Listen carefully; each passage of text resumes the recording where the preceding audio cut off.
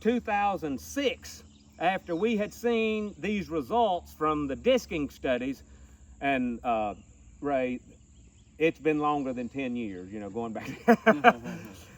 My thought was, you know, look at all these differences in the plant community if you disc at different times. Well, what if we burned at different times? And there was a little bit of information in the literature on burning at different times, but there wasn't much at all. And so that's when we started looking at the differences between dormant season and growing season fire. And at that time, growing season fire really meant burning in April and May. And as time went on into like 2010 and 12, and some more people were starting to look at this, and especially at Tall Timbers, they were doing some work looking at June burning, and they could see the effect of that. And then we ultimately started some projects looking at the effect of burning during the early portion of the growing season versus the latter portion of the growing season. April, May burning versus September, October burning.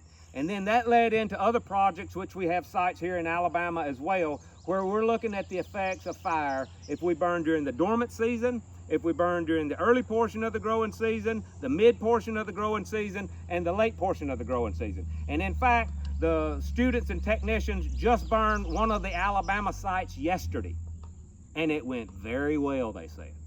So I was glad to hear that. Of course, I was here, couldn't be with them down there, but we'll share with you a little later some of the things that we are finding from burning at different times of the year.